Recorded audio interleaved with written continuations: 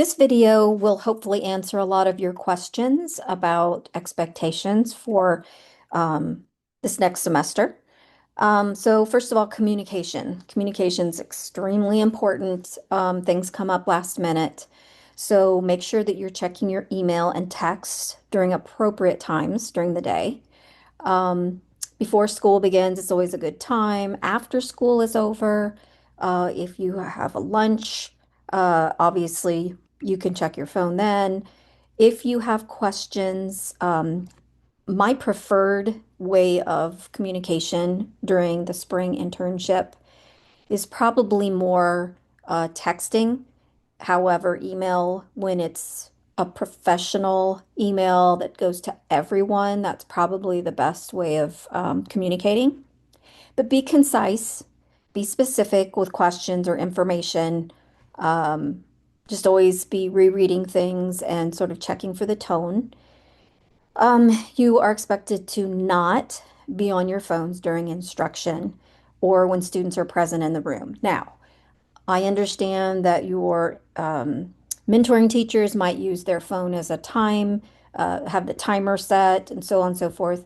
I understand that, but it should not be out. And if anything, it needs to be on mute if you are using it for that reason. Um, so just keep that in mind, that I wouldn't expect you, if I text you during the school day, I would not expect an instant uh, text back unless it was during a lunchtime. In the event that you're ill, you will need to email everybody on your team. Now, if you're not with your IS during that time and the way that your 50-50 split is sort of made that you're with your IS for so many weeks, or uh, it's whoever you're with during that day. And also, I would be on that as well. Um, Now, texting your teachers is fine. They need to know. And as soon as you possibly can let them know that you're going to be ill or that you are ill and not going to be making it in, the better. So professionalism, this is all just sort of reminders of things that you've known from day one of going out in the field. You are expected to be your teacher's shadow. So that means you're at school at the same time that they show up or earlier. Sometimes you might have a mentor teacher that doesn't show up until right before their first class starts. That is probably not the best thing for you to do, especially if you need to prepare yourself, especially as you take over more a role as the lead teacher.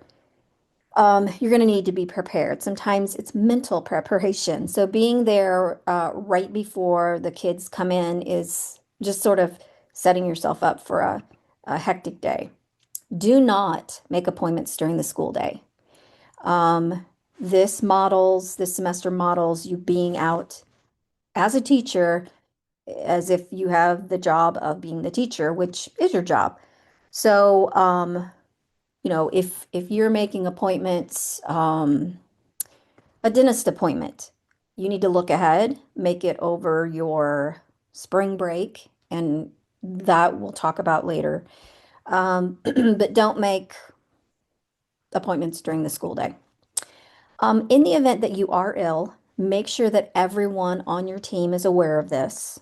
Sometimes we wake up, early morning, 4 or 5 a.m., and we just know this is not a good day. We're having stomach issues, we're running a fever, vomiting, so forth. Make sure that you let everyone know so that information is sitting there waiting for them. Also remember, if you leave the day before and you're feeling a little icky, um, you are responsible for creating the subplans for your mentor teacher if you're going to be absent. There's no alternatives. So, what you can, what, and I will talk about this, is when you are leaving the school, you need to be prepared for the next day as far as copies, your lesson, everything that you're going to do, you have it ready and waiting for you when you walk in the door. in the morning.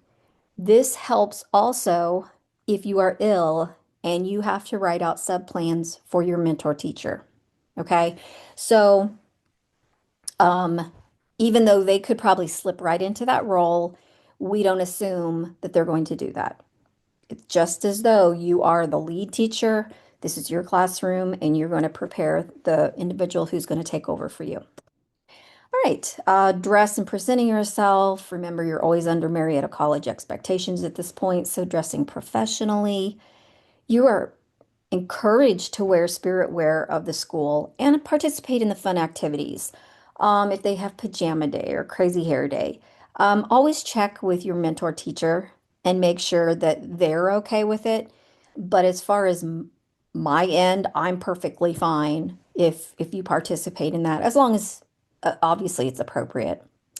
Always keep a professional relationship with your teachers. This means sometimes we get into a relationship, which is great that it's close and they're end up being future mentors to you beyond this internship. But sometimes you have to make sure that you are drawing a line, sort of consider like an image of boxing, put a box around you of being professional. Um, Participating in negative conversations about students or other teachers is really not appropriate. If you are having an issue with your teacher putting you in those positions, please reach out to me. That has happened in the past, and that is something we don't want you to have to deal with on your own. So that's another role that I have is protecting you. You are not friends with your students, so keep your relationships warm and caring, but keep those boundaries. Under no circumstances should be touching a child or adolescent, or obviously, if you are in, I'm thinking of in the gym for a PE lesson, you're obviously going to have to raise your voice, but you're not going to be yelling at kids and belittling them in class. Do not friend, follow, or engage on social media with students, parents, or mentor teachers. This is just a piece of advice that will save you a lot of pain and suffering. So, for this spring semester, that is a rule I'm putting forth for you guys. Um, After that, you friend and follow and whatever on social media with whomever you want. But for this internship, do not engage with, especially parents, more especially students, but wait until at the end or past graduation. So, lesson plan expectations. As I said previously, have all your copies prepared, all your materials ready before you leave the day before. You may think you know where something is, get it out, especially if it's manipulative, or know where it is. If it's equipment in a closet, know where it is and that you don't have to be digging it out right before kids come into the classroom. So that means Mondays materials are ready on Friday.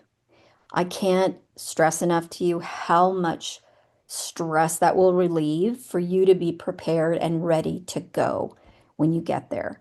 Um, so yes, it might take a few extra minutes of prep. I know you're tired on Fridays, but it will help you so much start off a really good week. Always remember, copiers are not your friend. Always expect that it's going to get jammed, it's going to run out of paper, there's going to be other teachers that are also last minute making copies at the last minute. Don't put yourself in that situation. Just make sure all your materials, so if that includes copies, have that ready. Let's prepare for emergencies that could happen, and then if they do, we are prepared. So, weekly lesson plans. Your first weekly lesson plan will be due for week 3. So, see the schedule on Canvas for submission deadline. Um, One of the pieces before you, at the end of this video, is that you're going to be required to go through the Canvas course. the internship team course so that you are aware of all the deadlines and so forth. And obviously, you can always reach out if you have questions. Um, for the weekly plans, and we're talking weekly, we're talking about those plans that are Monday through Friday, the whole day. So teachers might have a planner that they just jot down things in. I've had interns who have created tables. Um, think of it as this is the way my mentor teacher plans their week. The observed lesson plans is something totally different, and we'll talk about that in a minute. But weekly lesson plans are however um, your mentor teachers do it now. Unless the caveat to that is if they just put math page 12 in the workbook, you're going to expand a little bit and add what's the topic, what's the concept, what's the skill. Okay. Um, all your weekly plans, whether you're being observed that next week or not, are all due Friday prior to the week of instruction. So that's something that you could actually be doing prior to Friday. Um, but again, it needs to be, those are all due every Friday by 11:59. Let's see, your weekly lesson plans reflect your teaching for the week. The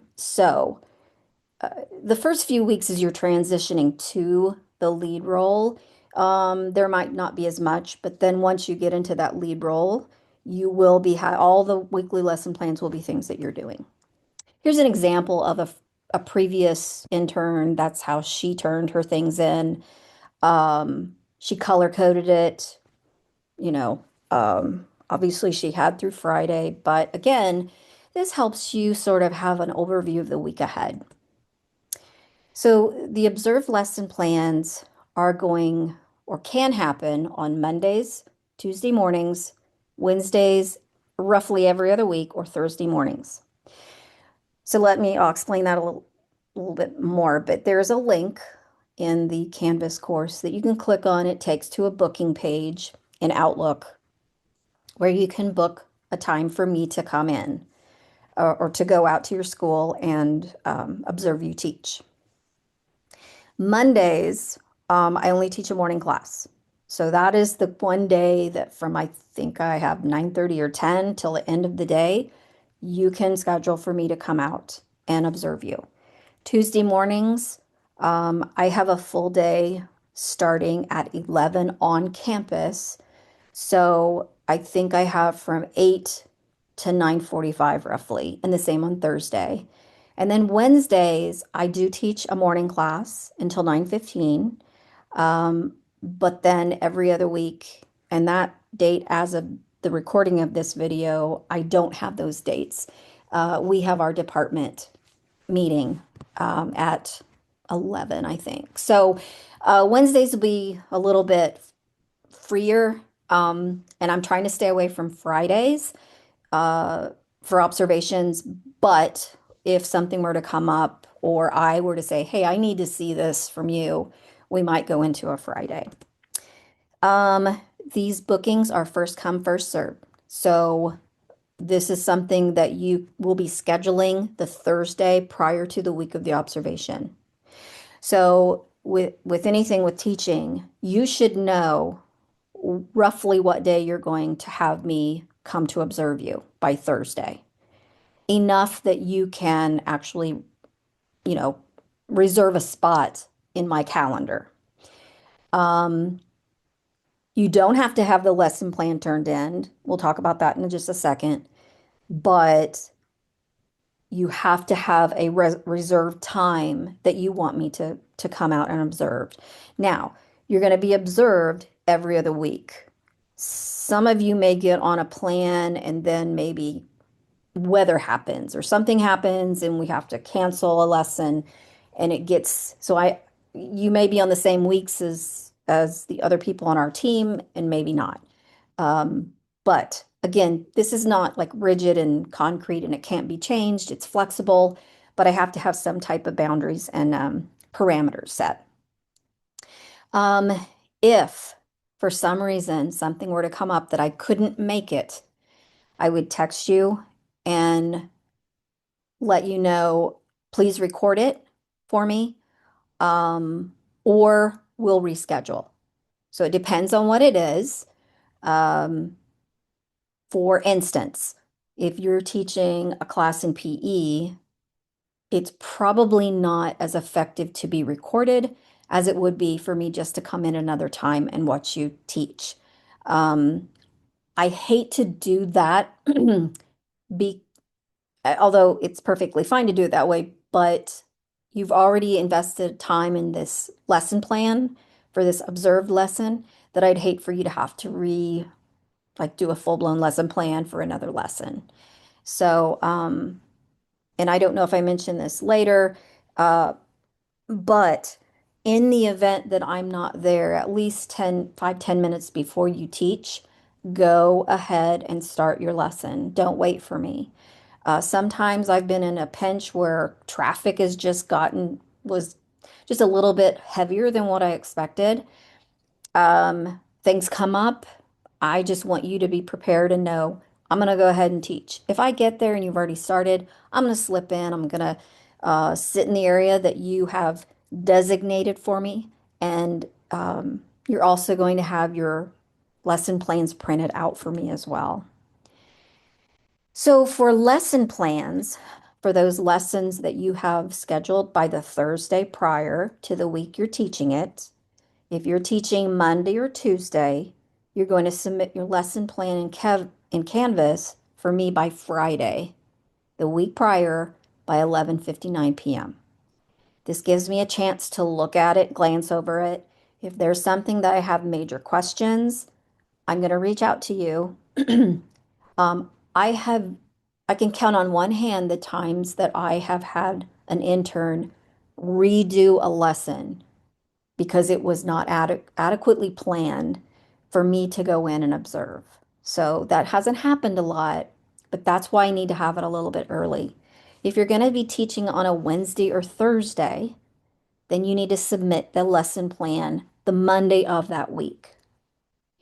So again, I'm trying to be a little more flexible in that if you're not teaching at the end of the week, or if you are teaching at the end of the week, you don't have to do it, almost a week ahead of time.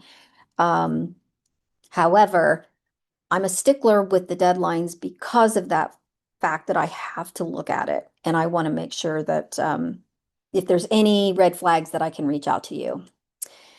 So, what template do you use? All the content lessons are completed on the approved Merida College lesson plan templates. You can find those on Canvas.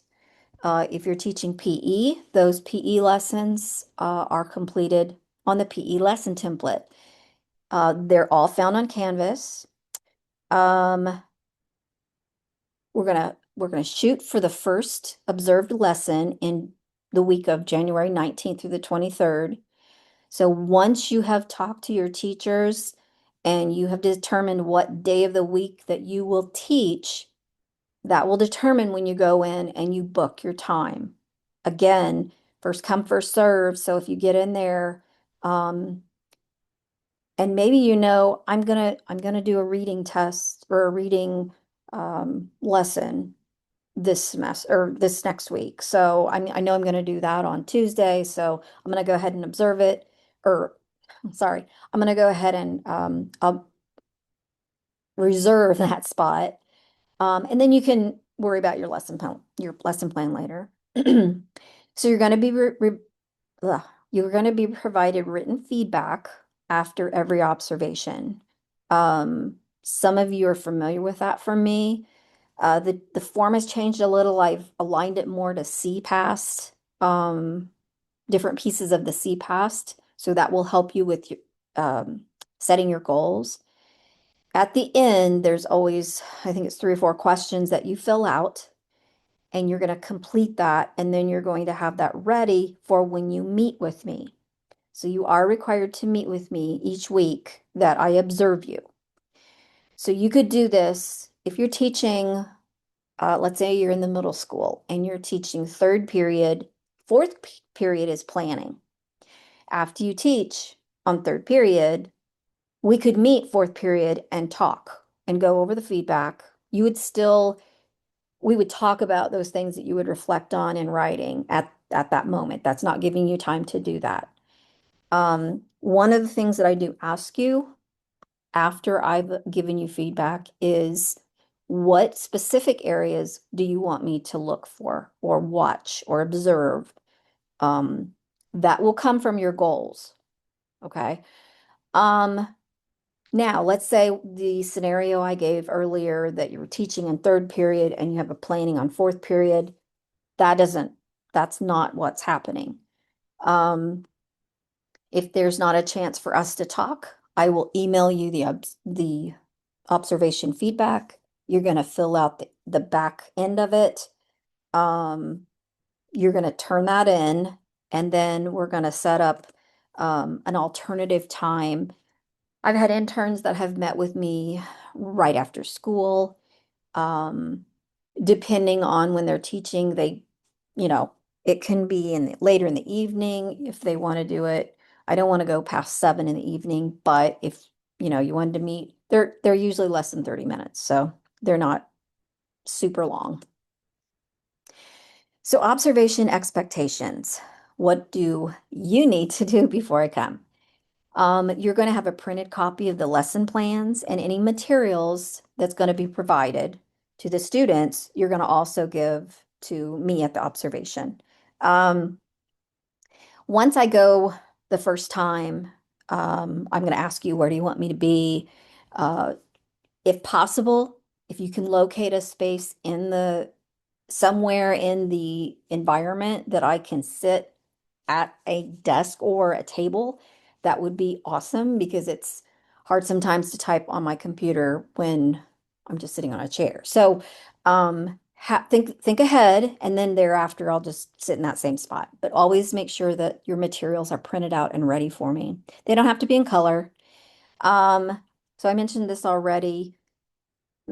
Go ahead and start your lesson promptly. And again, don't wait for me.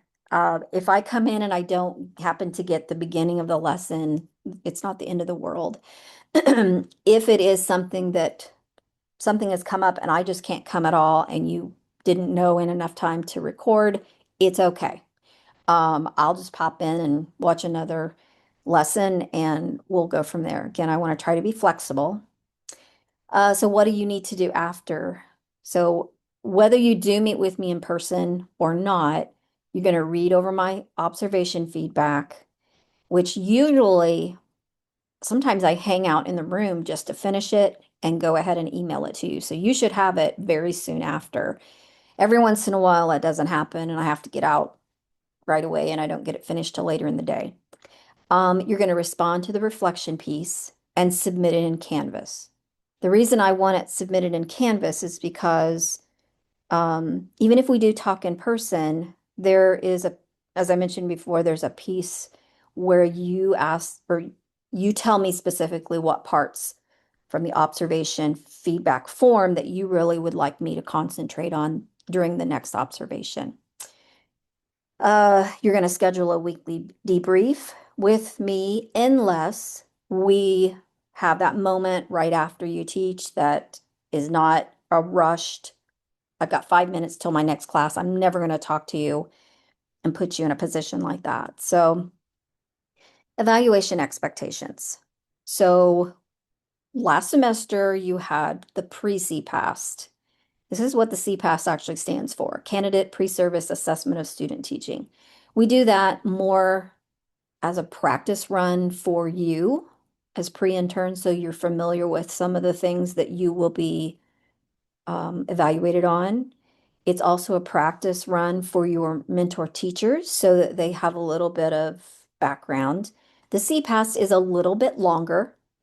Um, I think I don't know what letter it goes to, but it's longer than the pre-CPAS.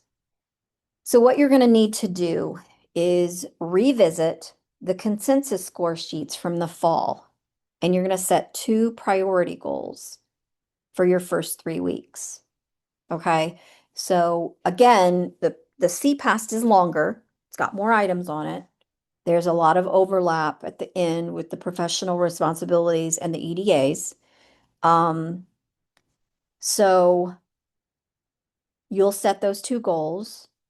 You're going to send those to me.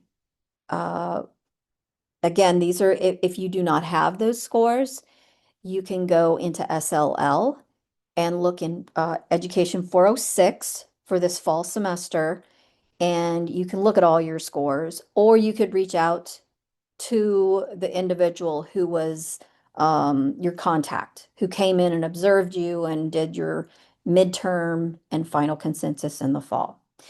Um, at the end of this slide, there's going to be an onboarding initial agreement, and you'll click on that. You will be typing in your two goals from your pre-CPAS scores.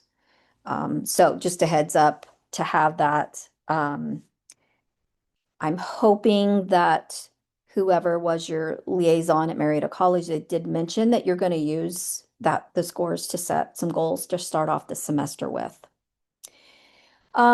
The CPAS is going to be found. You can find that on Canvas. Please use that. Please go to it. Start, um, you know, annotating it, writing down those pieces, or the look fors is what's on Canvas. And so it gives you examples of things. Talk to your teachers. Be very proactive about, um, hey, I know data informed instruction was sort of a piece that I didn't have a really high scores in the fall because lack of opportunity. So how could I change that so it's a little bit more apparent? Um, so you have to really be consciously thinking of those things. It's along the same lines of the EdTPA. You're being very metacognitive about why you're doing things. And um, oftentimes we get to the midterm consensus meeting in the spring, and candidates are like, I don't know if I did that. That's why I gave myself a low score. Well, you need to make sure that you're following the CPAS and sort of asking yourself each week, have I done anything to sort of raise that up? I've already mentioned this, so make sure that you're print out that CPAS and write on it and make sure that you're keeping track of those things.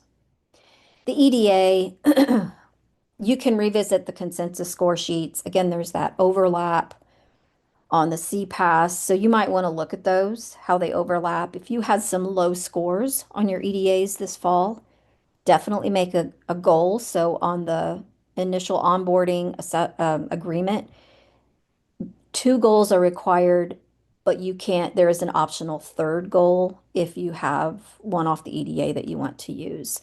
Um, Again, use that EDA rubric and annotate your progress. So, uh, these are some dates that are could be changing. So you can write this tentatively in pencil in your schedule, but the midterm consensus meeting will be roughly around the week of February 16th through the 20th.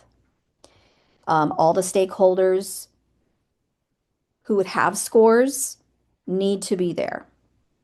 Again, if you're doing a split where you are not seeing one of your mentor teachers for half of the semester, they probably would not be part of that. Um, that would be the only time that they wouldn't score you.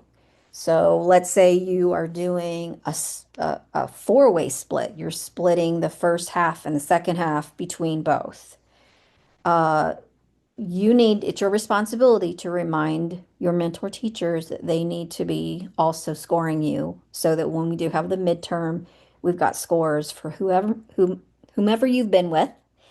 And so they're prepared and they're not struggling and rushing to try to score you. Um, I will reach out closer when I want your EDA and CPAS scores in SLL. The final consensus meeting, again, this might go later than April 20th through the 24th due to excessive snow days or missing. Um, I've had athletes who have missed for different reasons and they've extended their internship a week. So, things come up again. All stakeholders would be part of that. And then I will reach out with a definite date of when you need to have your scores in SLL. Because if you don't have your scores in, no one can do anything in SLL. So that just holds everybody up.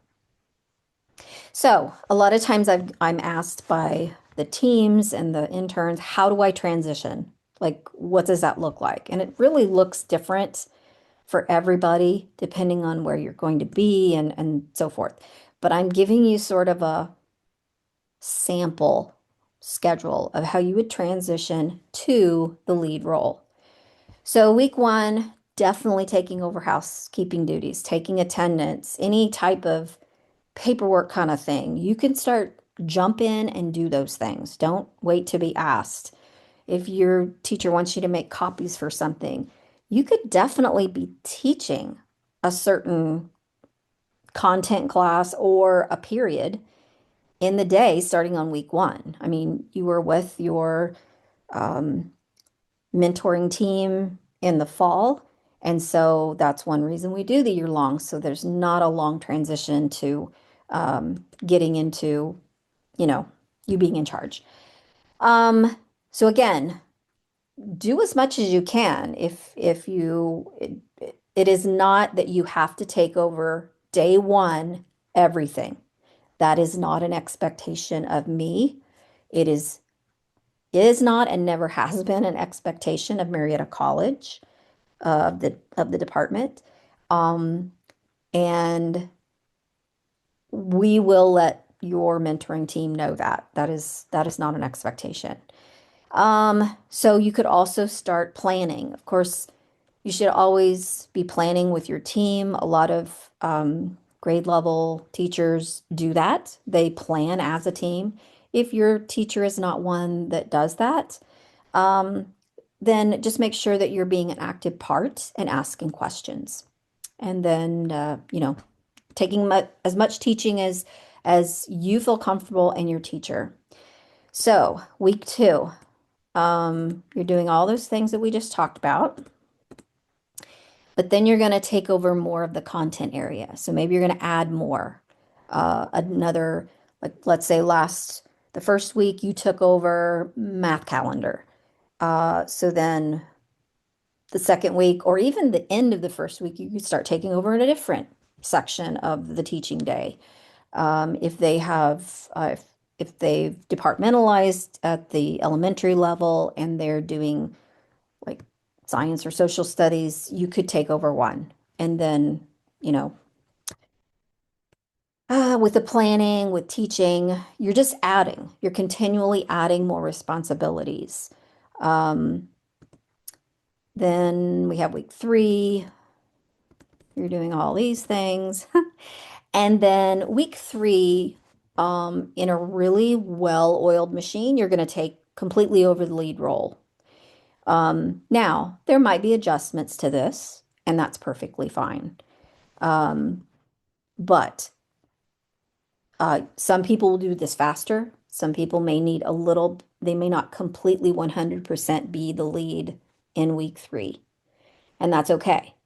But if you're getting into week four and five and you're still just doing, well, I will have checked in with you well before that, so that won't happen. But we don't want this to drag out. That's again the reason that we do um, the year-long internship. So, just like we're transitioning into the lead role, we also want to transition from the lead role. This helps the teacher. It also helps the students. You want students to sort of see the gradual takeover and release. So, around week 13 and 14, this doesn't have to drag on as long, okay? You're going to begin, your mentor teacher is going to start taking back the lead role in certain responsibilities. You're going to continue to plan and teach half of the content areas or periods, Monday through Friday. You're going to continue housekeeping duties if they want you to, like attendance and all of that, okay? Week 15, you're going to continue that. You could continue the housekeeping duties. Again, this is a conversation you have with your mentor teacher or teachers. What would you like me to still do? You're not just sitting in the back of the room doing nothing. Um, Another thing that is really Um,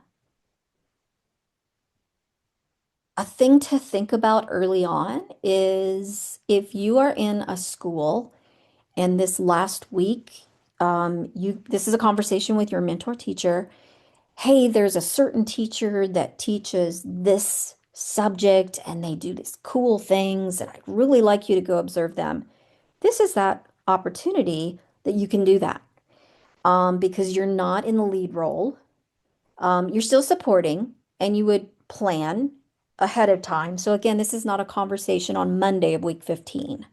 This is a conversation week 11, 12, because you want to make those plans with the teacher that you might want to go observe.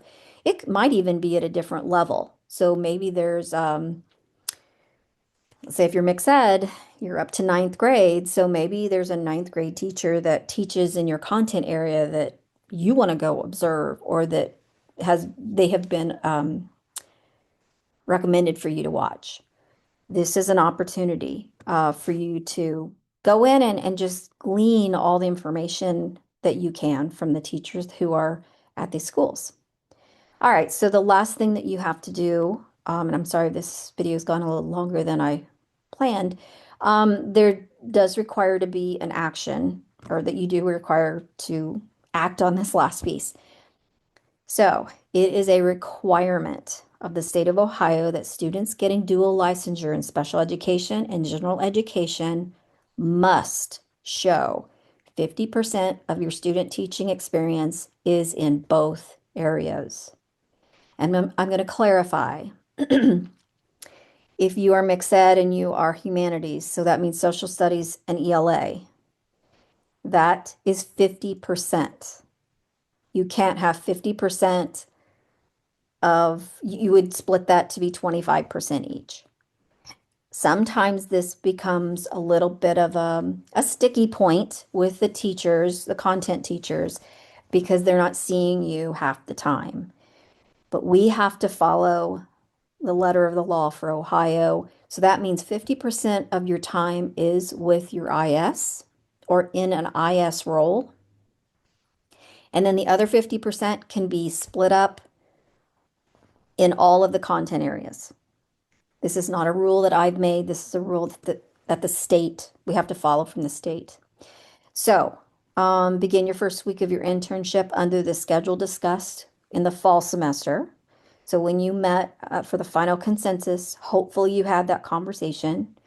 And then by the end of the week, you are going to submit a detailed weekly schedule. It's actually a form that's the support team agreement, it's on Canvas, and we'll talk about it more. But if your schedule rotates weeks, provide the dates of the changes. Again, this is in the document.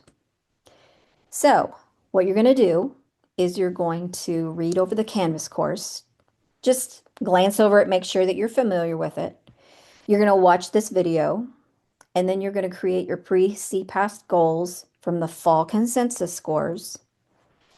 And then you can scan this QR code, and that will take you to the agreement. So take a moment to go ahead and scan this QR code. And then when you are finished, that will take care of what you need to have done prior to starting back in January. If you have any questions, don't hesitate to reach out.